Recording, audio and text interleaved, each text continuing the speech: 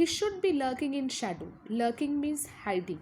Sliding through long grass near the water hole where plump deer pass. Sliding means moving. Hole is a pool or a water body, and plump means fat. He should be lurking in shadow, sliding through long grass near the water hole where the plump deer pass. So, by reading these lines, we can clearly understand. So, this is a stanza which talks about a tiger in a forest actually. So, what is given here? It's given that actually the tiger should be, the poet is giving advice that the tiger should be hiding in a shadow and he should move through long grass. Long grass can be seen in the forest only.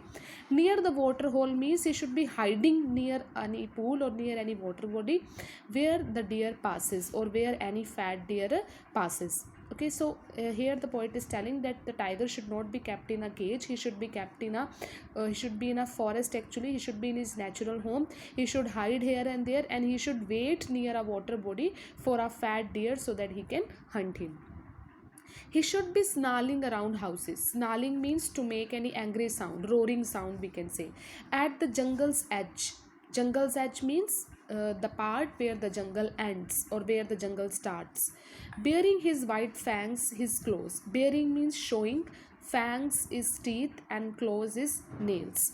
Terrorizing the village. Terrorizing means scaring, frightening we can say. So by reading these two lines only we can understand this stanza talks about tiger in a forest. So the poet says that actually the tiger should not be kept in a cage. The tiger should be moving here and there and making sound near the houses, near jungle or where any village starts actually. And what he should do, he should show his white teeth and nails.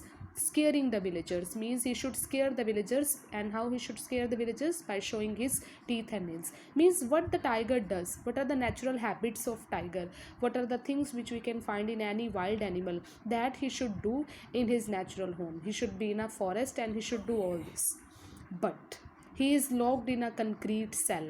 Concrete means which is made up of cement and bricks. Cell is a cage actually.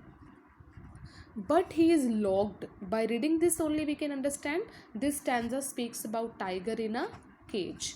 But he is not in a forest actually. He is actually in a concrete cell. He is kept in a cage. His strength behind bars means he is not able to show his strength. He is not able to show his power. Why? Because he is locked behind bars. Bars are those iron rods by which the cage is made.